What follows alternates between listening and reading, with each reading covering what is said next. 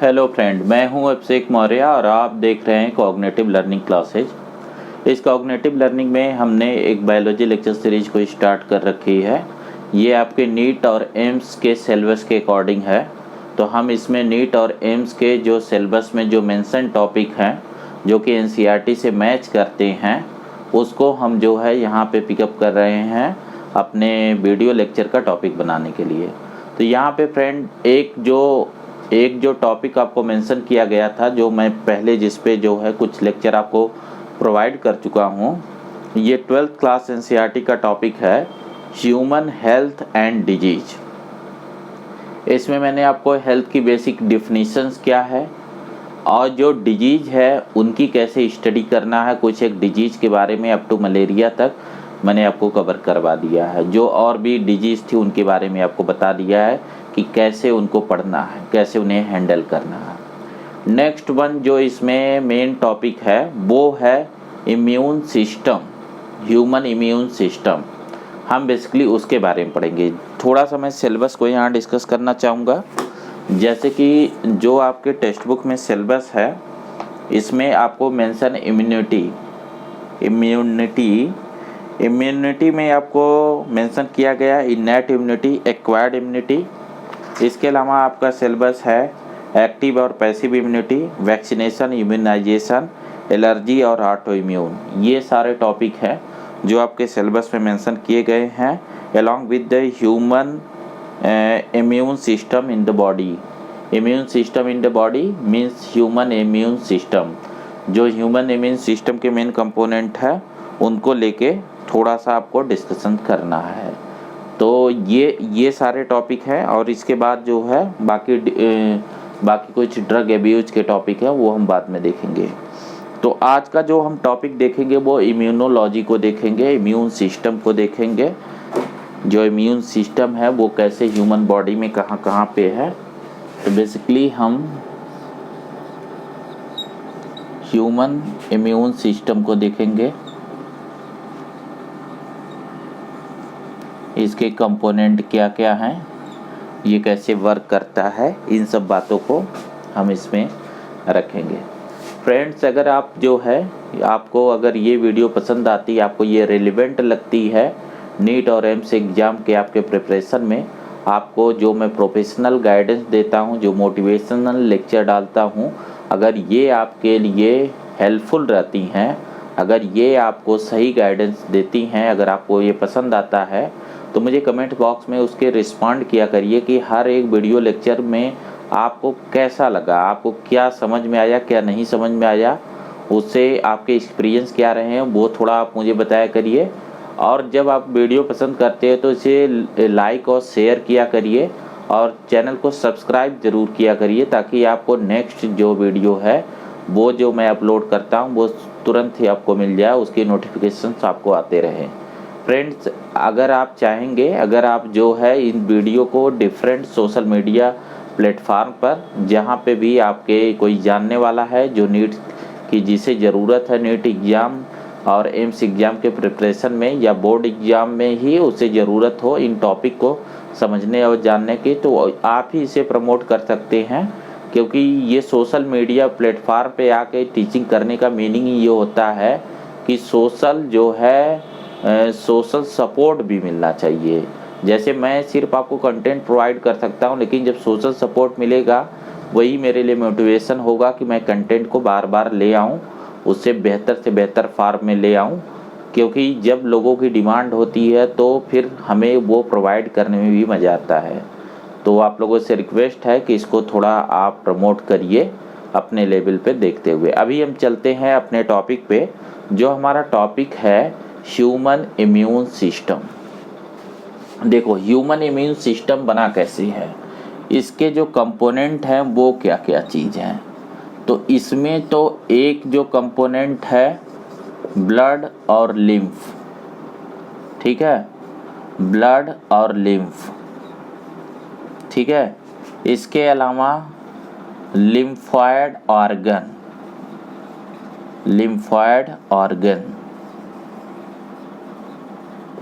ठीक है। ये तीन मेन कंपोनेंट है जो ह्यूमन इम्यून सिस्टम को बनाते हैं।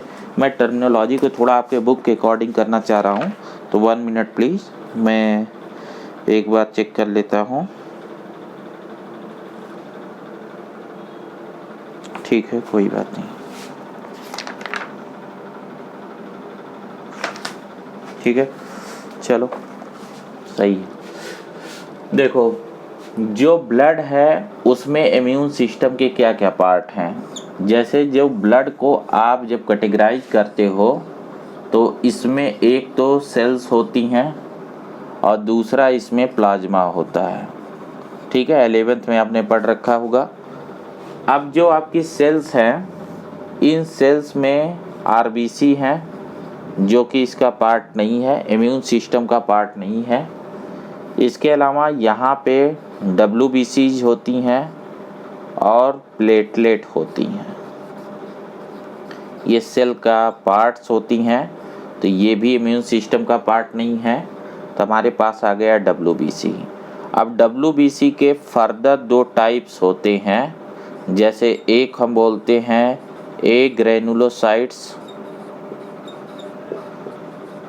और दूसरी हम बोलते हैं ग्रेनुलोसाइट्स। इसके लिए मैं थोड़ा सा आपको फ्रेंड्स रेफ़र करूँगा कि आप जो है 11th क्लास की NCERT को थोड़ा फॉलो करेंगे।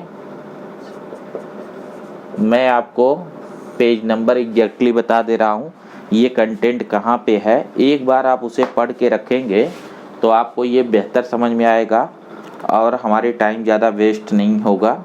हम आपके मेन टॉपिक, मैं चाहूँ तो डायरेक्ट भी आ सकता हूँ मेन टॉपिक पे, बट मैं थोड़ा सा आपको रिवाइज करवा रहा हूँ क्योंकि मैंने ये टॉपिक करवाया नहीं है अब तक जो है यहाँ क्लासरूम में। अगर ये करवाया होता तो आपको अभी कर देता। ये है आपका पेज नंबर 279, 11 क्लास की NCERT है। यहाँ पे आपको मेंशन है फॉर्म एलिमेंट और उसमें ये मेंशन की गई हैं। तो यहाँ पे देखो, जो ए ग्रेनुलोसाइट्स है, मतलब सेल के अंदर ग्रेनुल नहीं है। ग्रेनुलोसाइट्स का मतलब होता है जो सेल है ना उसके अंदर इस तरीके से ग्रेनुलर स्ट्रक्चर्स होती हैं। इस टाइप से ग्रेनुलर उसके साइटोप्लाज्म में स्ट्रक्चर होती है न्यूक्लियस के अलावा, और ए ग्रेनुलोसाइट्स में ऐसी कोई स्ट्रक्चर्स नहीं होती है, उसका साइटोप्लाज्म क्लियर होता है। जो ए ग्रेनुलोसाइट्स हैं इनमें जो है 3 सेल होती हैं, इनमें 3 सेल होती हैं। इसमें एक सेल तो होती है मोनोसाइट्स, ठीक है, इनको थोड़ा बहुत क्लियर आपको समझना है। फिर इसके बाद होती है T और B लिम्फोसाइट्स।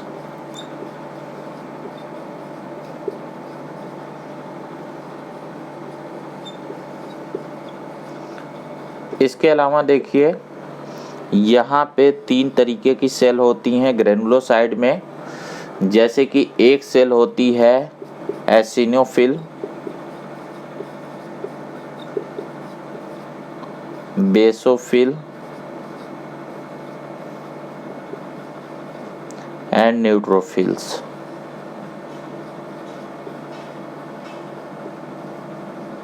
ठीक है, अब देखिए मैं इस पे टॉपिक पे आ रहा हूँ। ये सारी चीज़ जो है, ये सारे कंपोनेंट हैं WBC के, जो इम्यून सिस्टम में जिनका डिफरेंट रोल है। तो हम इनके थोड़ा सा रोल को यहाँ पे डिस्कस करेंगे। ठीक है, देखो ये जो है इसमें देखो जिनको मैं मार्क कर रहा हूँ यहाँ पे, ये जो मोनोसाइट्स है और ये जो न्यूट्रोफिल्स है, ये दोनों फैगोसाइटोसिस का फंक्शन करती हैं। इनका काम होता है फैगोसाइटोसिस। ठीक है, ये T और B lymphocytes, T for thymus, B for bloods. ठीक है, ये थाइमस में होती हैं, ये ब्लड में होती हैं। इनका जो काम होता है कि ये एंटीबॉडीज प्रोडक्शन में हेल्प करती हैं, ये एंटीबॉडीज प्रोड्यूस करती हैं। ठीक है, ये एंटीबॉडीज को प्रोड्यूस करती हैं। एसिनोफिल जो है ये एलर्जिक रिस्पांस के लिए एंटीबॉडीज को प्रोड्यूस करती है। ये एलर्जिक रिस्पांस होने पे, जब एलर्जिक रिस्पांस होता है तो ये आईजी का मतलब इम्यूनोग्लोबुलिन, ई जो है एक टाइप है एंटीबॉडीज की। कई सारे एंटीबॉडीज हैं आपकी बॉडी में, जैसे आईजी, ए, ई, जी और गामा। 1 minute please. देखो मैं कितने आपको मेंशन किए गए हैं, जस्ट उनको बताना मुझे। आईजी, ए, ई और 1 मिनट दिमाग से, एम। ठीक है, ये मेजर टाइप हैं एंटीबॉडीज के। आईजी, सब में आईजी का मतलब इम्यूनोग्लोबुलिन, ई, जी और एम, ये मेजर टाइप के एंटीबॉडीज हैं जो हमारी बॉडी में प्रेजेंट होते हैं। इनमें से ई वाला टाइप, इन्हीं में से जो ई वाला टाइप है ये एलर्जिक रिस्पांस में बनता है, जिससे एसिनोफिल सेल जो है रिस्पांसिबल है। जो बेसोफिल सेल है इससे 3 केमिकल निकलते हैं। एक तो इससे केमिकल निकलता है हिपेरिन, जो कि एंटीकोगुलेंट्स है, मतलब ब्लड को क्लॉटिंग में जो मैकेनिज्म होता है उसमें रोल है। इसके अलावा यहाँ से निकलता है हिस्टामिन, ठीक है। इसके अलावा इससे निकलता है सेरोटोनिन, ठीक। तो सेरोटोनिन और हिस्टामिन, हिस्टामिन जो है ये वैसोडाइलेशंस करता है, ये वैसोडाइलेशंस करता है और ये वैसोकॉन्स्ट्रिक्शन करता है। इसका मतलब ये हुआ कि ये ब्लड वेसल्स को, जो ब्लड वेसल्स है उसके ल्यूमेन की साइज को इंक्रीमेंट कर देता है, उसके ल्यूमेन के साइज को ऐसे बढ़ा देता है। और ये जो है वैसो का मतलब है वेसल, कॉन्स्ट्रिक्ट करना, इस तरीके से ल्यूमेन साइज को कम करना, डायलेट करना, ल्यूमेन साइज को बड़ा कर देना। तो जो ल्यूमेन साइज इतना है उसे ऐसे बड़ा कर देना। तो ये बेसिक इनका फंक्शन है। न्यूट्रोफिल जैसा मैंने बताया फैगोसाइटोसिस, दोनों में डिफरेंस ये होता है कि ये ऑलवेज ब्लड के अंदर फैगोसाइटोसिस करती है और मोनोसाइट जो है ये टिश्यू में भी जा सकती है, जब इसे नेम देते हैं मैक्रोफेजेज या टिश्यू मैक्रोफेजेज बोलते हैं। हर अलग अलग टिश्यू में ये मैक्रोफेज सेल होती हैं, बेसिकली कनेक्टिव टिश्यू का पार्ट होती हैं। जब आप कनेक्टिव टिश्यू में सेल, फाइबर और मैट्रिक्स पढ़ते हैं तो उनमें जो WBCs होती हैं वो ये ब्लड से माइग्रेटेड होती हैं। ये अमीबा जैसी शेप की होती हैं, स्यूडोपोडिया के थ्रू मूवमेंट करती हैं। तो ये जो है माइग्रेट करके वहाँ पहुँच जाती हैं। ये उसके कंपेरिजन में राउंड शेप की होती है और ये जो है ब्लड में ही रहती है और ब्लड के अंदर फैगोसाइटोसिस करती है। तो मेरे ख्याल से आप ब्लड के अलग अलग चीज़ों का फंक्शन समझ गए होंगे। अब देखो जो प्लाज्मा है, तो प्लाज्मा के कंपोनेंट्स को थोड़ा हम डिस्कस करेंगे। देखो प्लाज्मा में क्या क्या चीज़ें हैं, ठीक है, थोड़ा सा इसे हम देखेंगे। देखिए प्लाज्मा में जो हमारे काम की चीज़ है, यहाँ पे प्लाज्मा की जो प्रोटीन्स, ठीक है, प्लाज्मा में कई सारे टाइप की प्रोटीन हैं। जैसे कि एक प्रोटीन है इम्यूनोग्लोबुलिन,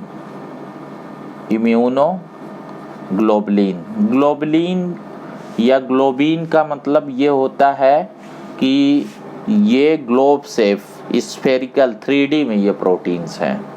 इसके अलावा भी इसमें और प्रोटीन होती हैं, जैसे इसमें अल्बुमिन है, जैसे इसमें फाइब्रिनोजेन है, ठीक है।